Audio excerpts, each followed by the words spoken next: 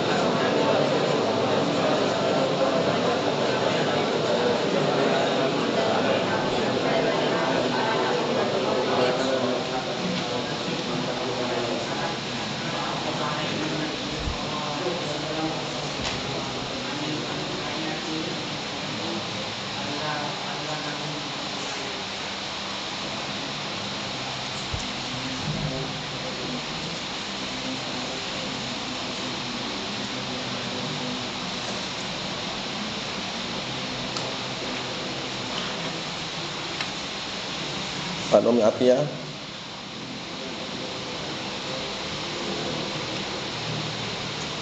Akhadha.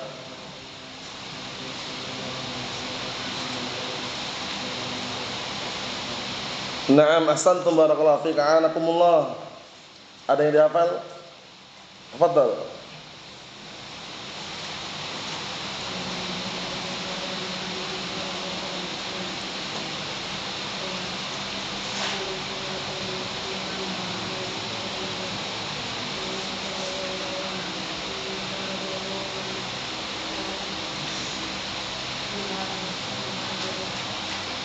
Akhadha.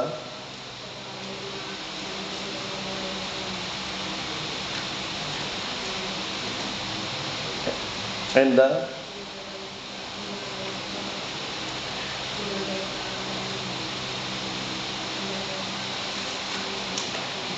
Naam, ahsantum barakallahu fiik, a'anakumullah. Kita lanjutkan, disimak baik-baik. Kita ambil 2 hadis saja. Hadisnya sering atau dengar ma'ruf sehingga mudah dihafal, didengarkan baik-baik karena penting. Hadis yang pertama ini nanti kaitannya dengan larangan datang dukun. Karena banyak orang yang sekarang atau bahkan zaman sekarang ini mereka lebih percaya dukun daripada Allah Subhanahu wa taala. Allahul musta'an. Hadis yang kedua nanti seputar apa? Tatayur, larangan tatayur. Menentukan nasibnya dengan burung atau yang semisalnya. Kita baca, disimak baik-baik. Qala al-mu'allif rahimahullah babun nahyi an ityanil kahin. Bab larangan untuk mendatangi dukun. Baik dukun atau paranormal atau tukang ramal sama saja. Itu dukun. Paham ya? Walaupun namanya halus paranormal, aslinya enggak normal dia itu. Dikenal paranormal. Allah musta'an. Tukang ramal sama aja, dukun. Kenapa kok dilarang barakallahu fiik? Karena biasanya dukun atau yang semisal dukun itu sukanya nebak-nebak, nerawang sesuatu yang gaib. Dia mengaku-ngaku tahu perkara yang gaib. Mobil hilang dia tahu, sapi hilang pun tahu juga dia. Nebak-nebak. Terkadang pas. Nah, pas inilah jadi ujian. Kenapa bisa pas? Karena setan itu setiap kali mencuri pendengaran di langit, 100 kabar yang dia curi satu yang benar. Paham ya? Satu yang benar. Itu menunjukkan ujian buat manusia, lebih percaya dukun atau percaya Allah Ta'ala gitu loh. Paham? Nah, karena ancamannya ngeri. Hadis yang akan kita baca ini nanti kaitannya masalah apa? Haramnya memakan harta hasil dari perdukunan. Tapi yang kita sebutkan faedahnya adalah larangan mendatangi apa? Dukun itu sendiri. Datang nanya, benarkan apa yang diucapkan dukun, orang tersebut sudah kufur terhadap apa yang diturunkan kepada Nabi Muhammad SAW. Sebagaimana datang dalam hadis yang sahih, Rasulullah SAW mengatakan, man atakahinan fasaddaqahu bima yaqul faqad kafara bima unzila ala Muhammad. Barang siapa yang datangi dukun, paranormal, tukang ramal, kemudian dia benarkan apa yang diucapkan dukun tadi, maka sungguh dia telah kufur terhadap Al-Quran. Bayangkan itu. Iya mbah, bener mbah. Bener mbah, aku juga ngeliat mbah. Nah, seperti itu. Benarkan perkataan dukun. Benarkan perkataan mbah dukun tadi. Ancamannya apa? Ancamannya orang tersebut terjatuh dalam kekufuran, kufur terhadap Al-Quran Karim. Kenapa? Karena dukun nebak perkara ghaib. Sedangkan Allah Ta'ala mengatakan dalam Al-Quran Karim apa? Wa indahu mafatihul ghaib la ya'lamuha illahu. Hanya di sisi Allah kunci-kunci perkara ghaib. Tidak ada yang mengetahui kecuali siapa? Allah Subhanahu wa taala. Kemudian juga Allah Ta'ala mengatakan dalam Al-Qur'an Karim, "Qul la ya'lamu man fis samawati wal ard al-ghaiba illallah." Katakanlah tidak ada yang tahu, satu makhluk pun di langit maupun di bumi, tidak ada yang tahu perkara ghaib kecuali Allah Ta'ala. Bayangkan itu. Menunjukkan bahwasannya apa? Perkara ghaib itu termasuk rahasia. Lah dukun nebak itu. Paham ya? Buka panci, ada isi airnya, ditaburkan bunga 7 warna, kemudian terawang sama dia, dibuka ini. Oh iya, mobil ente nih yang hilang kemarin sore kan? Kata yang datang dukun, iya mbah. Warnanya hitam kan? Iya.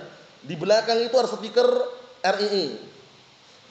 Kata orangnya, iya mbah. Wah, kok pas ya? Nah, ini ujian. Karena ingat-ingat, setan ketika mencuri pendengaran dari langit, itu 100 kabar yang dia curi, itu apa? Yang benar cuma satu. Sebagai ujian tadi itu. Faham? Nah, barakallahu fiikum, Allahul musta'an. Kadang merawang juga. Sudah beberapa hari yang lalu, kehilangan mobil atau motor atau hewan yang dia miliki misalkan datang ke dukun, dukunnya tahu. Dan pas ciri-cirinya sama persis seperti yang kehilangan. Ujian dia lebih percaya siapa? Paham? Nah, lebih percaya dukun atau percaya Allah Subhanahu wa taala? Kan itu. Karena Nabi kita Muhammad SAW saja, itu beliau enggak tahu perkara ghaib kecuali dengan seizin dari Allah Subhanahu wa taala. Sampai-sampai beliau mengatakan, disebutkan dalam Al-Qur'an Karim, "Qul la a'lamul ghaiba qul law a'lamu al-ghaiba lastakthartu minal khair atau lastakthartu minal khair." Na'am. Dalam ayat itu ya, Allah Subhanahu wa taala menyatakan tentang nabinya sallallahu alaihi wasallam bahwasanya katakanlah, kalau seandainya walau kuntu a'lamul ghaiba lastakthartu minal khair. Kalau seandainya aku tahu perkara ghaib, niscaya aku akan perbanyak amalan kebaikan. Tapi beliau enggak tahu. Perkara ghaib beliau enggak tahu kecuali dengan izin dari Allah Subhanahu wa taala. Allahul musta'an. Kemudian ancaman yang lainnya disebutkan dalam hadis yang sahih, Rasulullah SAW menyatakan, man ataka hinan aw arrafan fasa'alahu an syai'in lam tuqbal lahu salatun arba'ina yauman. Ngeri. Atau arba'ina lailah. Dalam riwayat arba'ina yauman. Perhatikan Bapak ini faedah ini. Barang siapa yang datangi dukun atau datangi tukang ramal atau datangi paranormal tadi, kemudian bertanya tentang sesuatu dan dia benarkan, tanya tentang sesuatu, niscaya enggak diterima salatnya 40 hari. Al-Imam Nawawi menjelaskan ketika mensyarah Sahih Muslim, perhatikan ya, makna enggak terima salatnya 40 hari, selama 40 hari tersebut enggak dikasih pahala, salatnya sah. Salatnya sah. Dia sudah terlepas di beban kewajiban salat tadi, cuma enggak kasih pahala itu 40 hari ini. Itu maknanya. Paham ya? Jadi maknanya bukan berarti dia enggak salat, dia tetap salat, salatnya sah, cuma enggak dikasih pahala. Karena apa? Sebagai balasan terhadap perbuatannya datang ke dukun, tanya tentang sesuatu. Nah, para ulama jelaskan, perhatikan baik-baik. Bertanya tentang sesuatu yang mana? Sesuatu yang ada kaitannya dengan apa? Sesuatu yang hilang atau misalnya mencari solusi, tanya kepada dukun tadi ya. Tapi kalau cuma tanya jalan, tanya arah itu enggak ada larangan. Paham ya? Nah, misalkan lewat kemudian ternyata tersesat dia di depan rumah dukun. Tersesatnya. Bingung, nanti kalau tanya sama dukun jangan-jangan enggak terima salatnya 40 hari ini. Padahal nanya arah. Kalau cuma nanya arah enggak masalah. Tapi nanya perkara yang ghaib.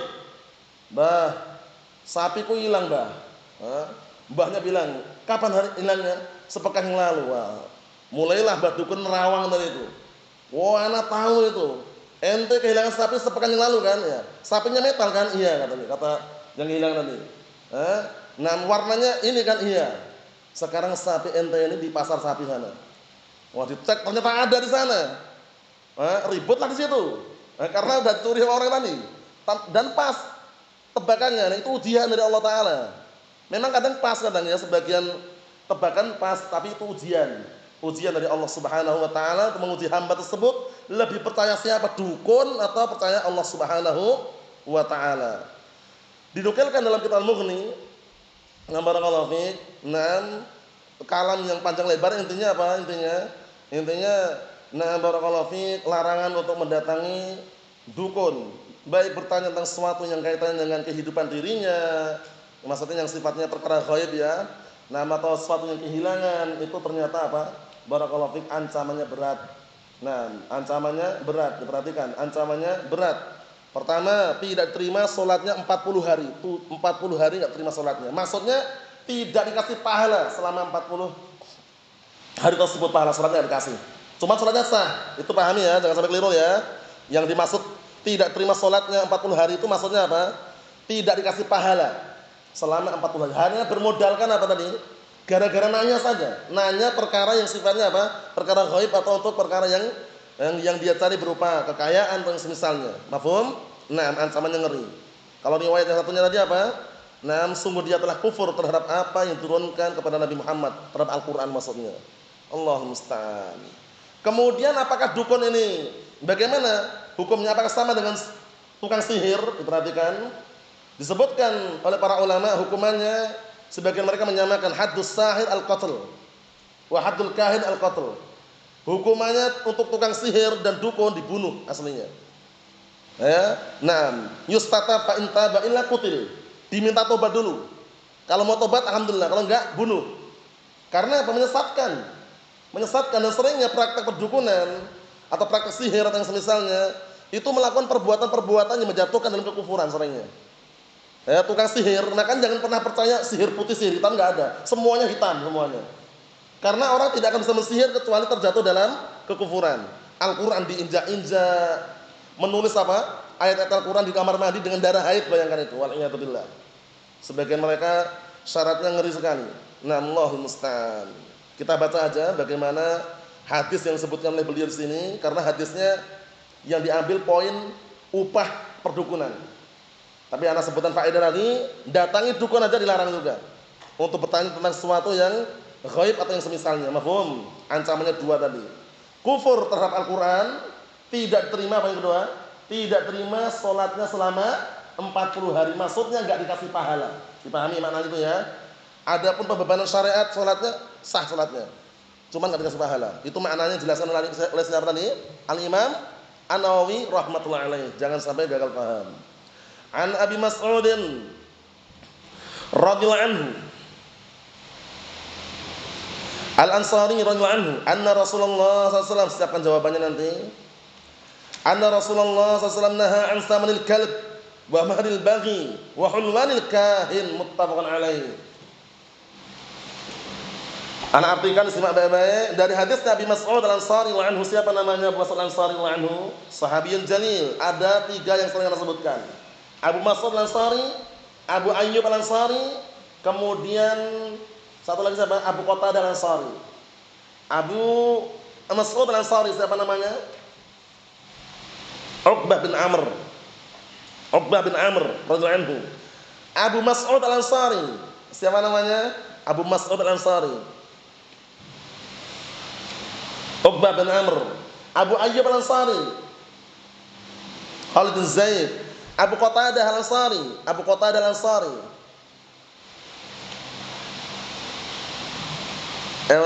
Abu Qatadah Al-Ansari. Sering sebutan kan 3. Abu Ayyub Al-Ansari, Khalid bin Zaid. Abu Mas'ud Al-Ansari, Uqbah bin Amr. Nah, Abu Qatadah Al-Ansari. Ayo, siapa namanya? Nazril. Ingat enggak?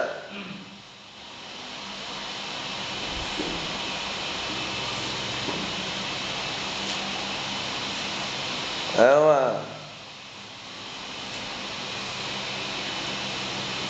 Fokus, siapa coba? Siapa namanya Abu Qatadah Al-Ansari? Sahabat yang mulia. Lupa? Ayo, antum. Yakin? Lah Abi Bakar siapa? Kalau Abu Qatadah Nufail bin Harits, Abu Bakar siapa? Al-Harits bin Rib'i. Benar atau keliru, San? Berbalik kan? Atau benar? Abu Qatadah Al-Ansari siapa?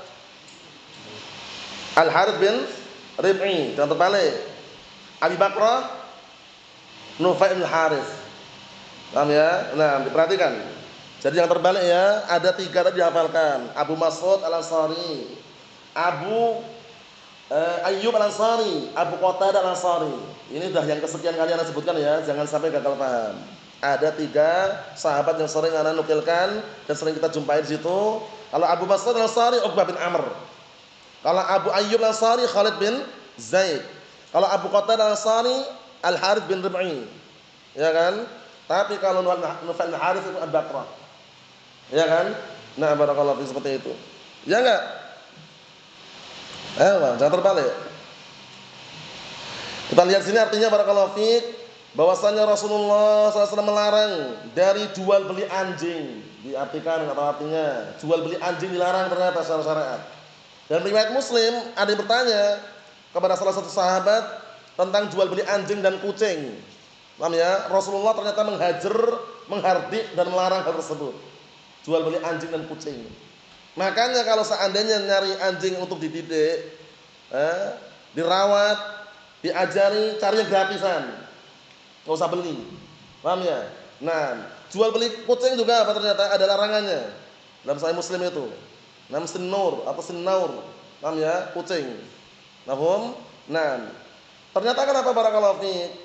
Dikarenakan itu merupakan apa? Merupakan hasil dari jual beli anjing atau yang semisalnya, hasil yang jelek dan buruk.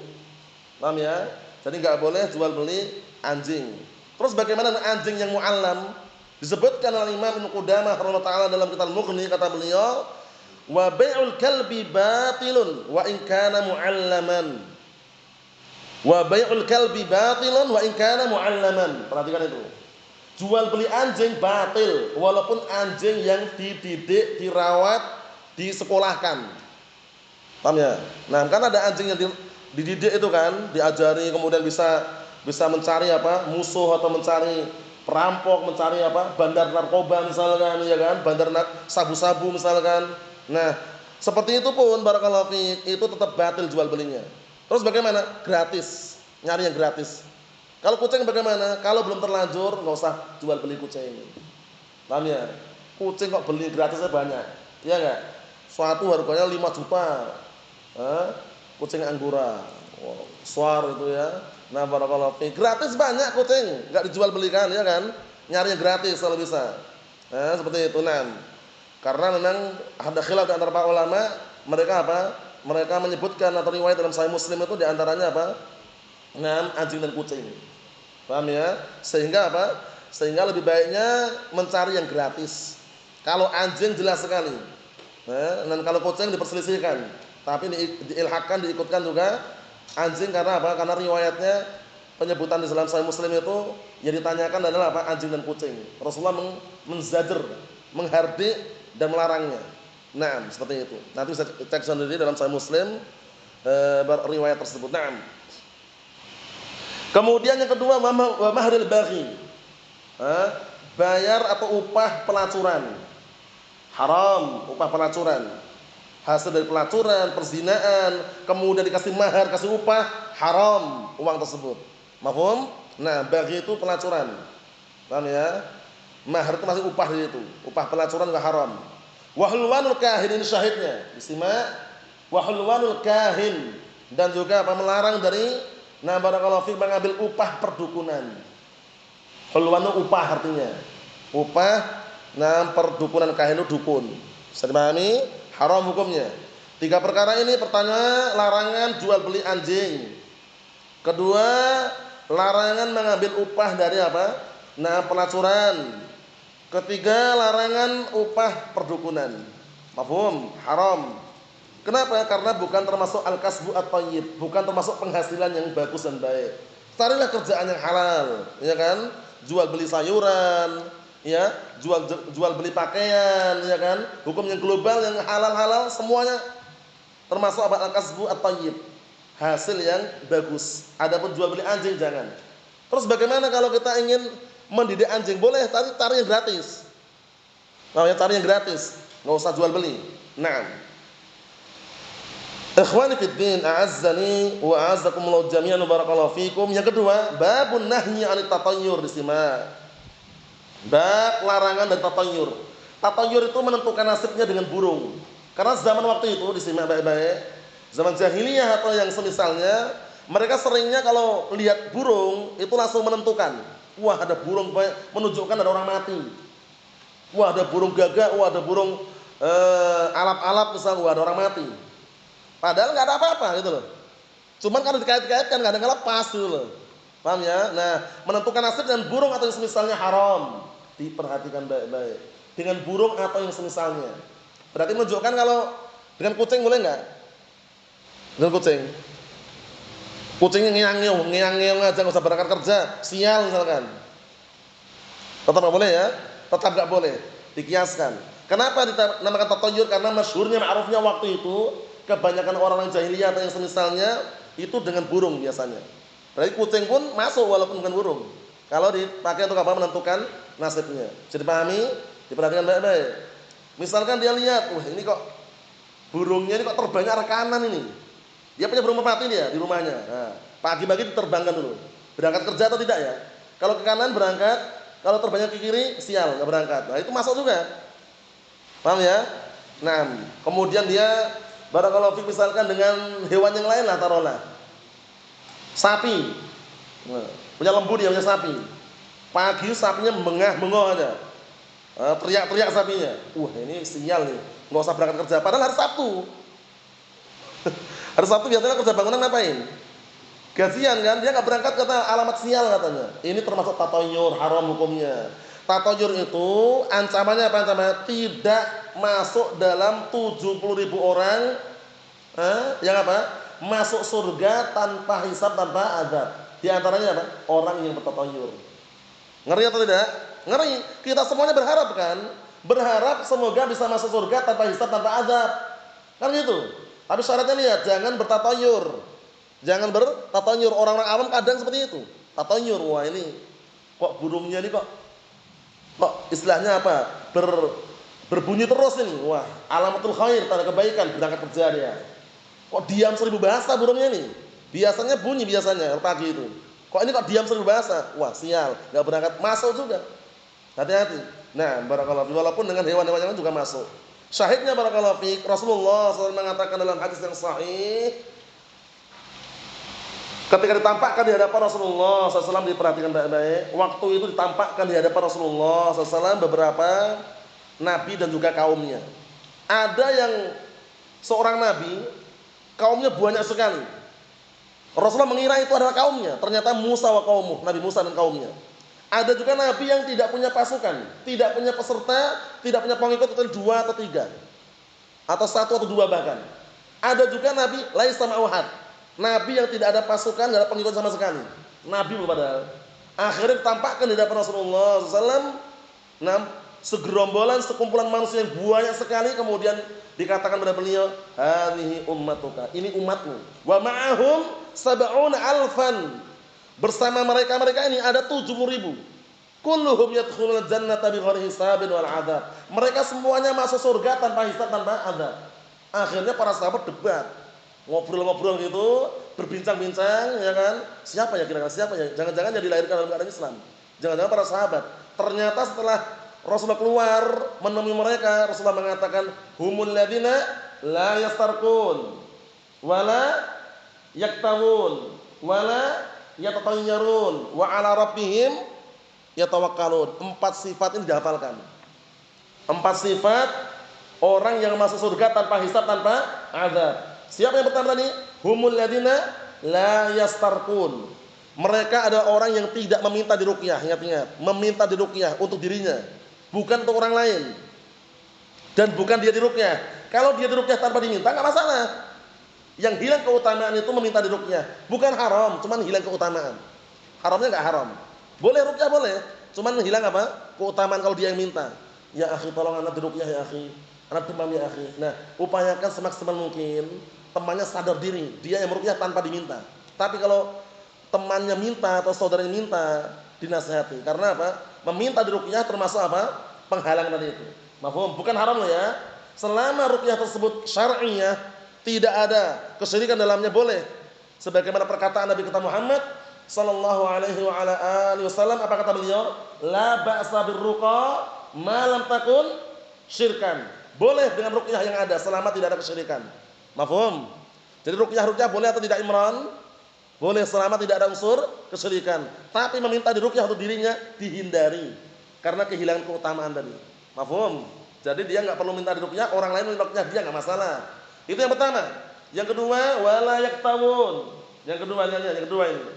Yang pertama orang-orang yang tidak minta diruqyah. Yang kedua, perhatikan, adalah orang-orang yang tidak berobat dengan kai. Apa itu kai? Besi dipanaskan. Dipahami nih? Orang-orang Arab itu, ma'rufnya masyhurnya waktu itu, dan hingga saat ini sebagian ada juga di tempat-tempat barakallahu fi kampung-kampung itu. Jadi kalau ada luka, itu mereka manaskan besi.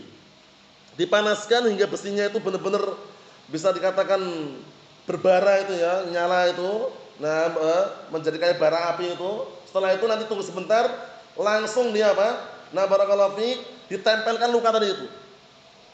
Panas dan akhirnya kering setelahnya. Memang kering setelahnya, tapi panasnya luar biasa. Hukumnya makruh. Paham ya? Nah, barakallahu fi, seperti itu. Jadi dipanaskan dulu besinya ya kan, kemudian benar-benar panas itu baru ditunggu sebentar gitu langsung ditempelkan itu. Ngeri memang, tapi hukumnya makruh. Paham ya? Sebagian mereka mengatakan haram. Karena apa? Karena dikhawatirkan mengandung unsur penyiksaan di situ. Paham ya? Wa illa, nah barakallahu fiik, intinya menghilangkan keutamaan tadi. Yang ketiga, wala yatatayyarun. Yang ketiga adalah orang-orang yang tidak bertatayyur. Hati-hati jangan bertatayyur. Wah, ini kok ada semut ini kok, sejak tadi semutnya ini kok berkerumunan terus ini. Wah, ini bagus ini. Berangkat kerja sama walaupun semut. Ini cicak ini kok sejak tadi kok muncul terus ini. Wah, ini khair nih. Nah, berarti besok kerja misalkan. Masuk juga. Paham ya? Nah, intinya menentukan nasibnya dengan apa? Barakallahu fi, buruk atau semisalnya. Maksudnya gini. Kalau berkaitan masalah nasib, takdir dirinya, serahkan kepada Allah Ta'ala. Paham ya? Bismillah, berangkat, tawakal, itu caranya. Ternyata di jalan ada bannya bocor misalkan, itu udah takdirnya sudah. ternyata jalannya mulus dan alhamdulillah perjalanan lancar. Alhamdulillah takdirnya sudah. Tapi kalau menentukan nasibnya dengan buruk atau semisalnya haram. Paham ya? Itu yang ketiga tadi. Wala yatatayyarun. Yang keempat apa? Wa 'ala rabbihim yatawakkalun. Yang keempat, bertawakal hanya kepada siapa? Allah Subhanahu wa taala. Empat ciri, empat tanda orang yang dijamin masuk surga tanpa hisab, tanpa azab. Bisa nyebutkan novel? Yang pertama apa tadi? Orang yang tidak apa? Yang pertama ada empat tadi. Kalau nggak bisa pakai bahasa Indonesia, bahasa Arabnya nggak masalah. Coba dibantu Zam. Pertama Zam. Orang yang tidak minta diruqyah. Yang kedua Usama. Orang yang tidak berobat dengan kai. Yang ketiga Ibrahim. Orang yang tidak bertatanyur. Yang keempat Imran. Bertawakal hanya kepada Allah Ta'ala. Itu empat ciri. Masuk surga tanpa hisab, tanpa azab. Dikondisikan. Kita lihat berikutnya.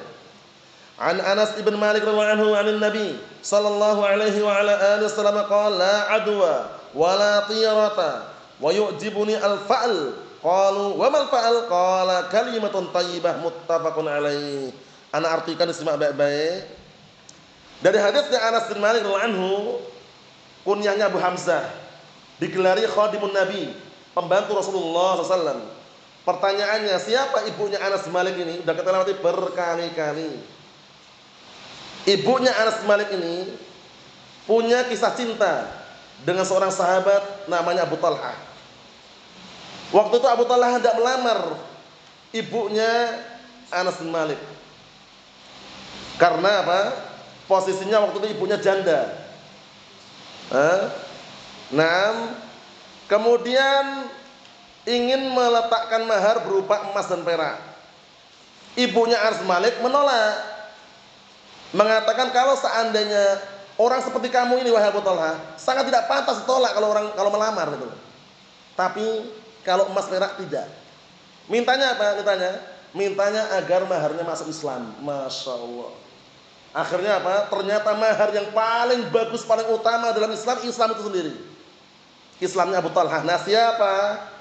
Pertanyaan, siapakah ibunya Anas bin Malik tersebut? Antum?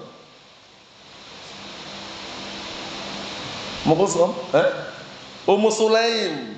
Namanya Rumaisa. Paham ya? Ummu Sulaim namanya Rumaisa. Ummu Sulaim ini sebelum menikah dengan Abu Talhah dulu pernah menjadi istrinya siapa?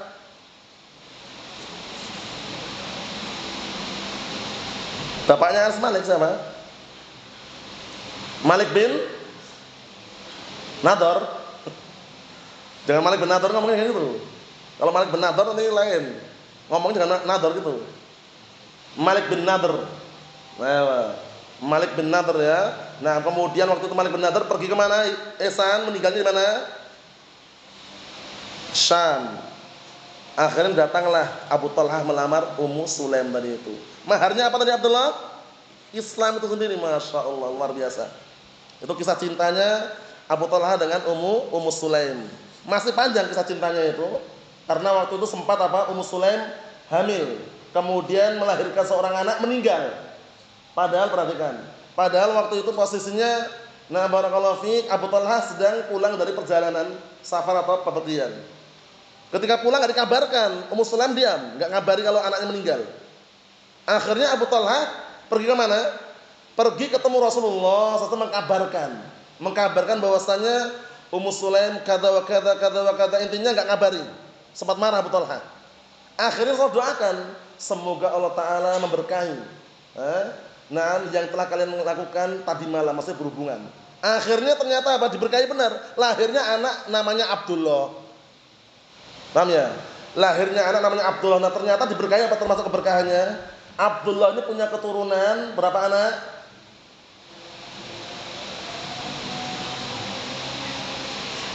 10? 9. Semuanya penghafal Al-Quran. Masya Allah, kisah cintanya Abu Talhah dengan Ummu Sulaim. Naam. Kita lihat. Faedahnya enggak masalah ya, kita lihat sini. Qala la adwa, tidak ada penyakit yang menular. Pahami baik-baik. Wah, nah buktinya kemarin sakit ketularan Ustaz. Maksudnya enggak ada penyakit yang menular dengan sendirinya. Dipahami baik-baik itu. Kalaupun menular dengan seizin Allah Ta'ala, itu maknanya. Kalau menular dengan sendiri enggak ada. Buktinya kadang-kala orang dekat-dekat dengan orang sakit enggak ketularan dia. Karena belum takdirnya. Iya enggak? Nah, barakallahu fiik. Ada orang terkena sakit pacar. Atau cacar itu atau pacar itu.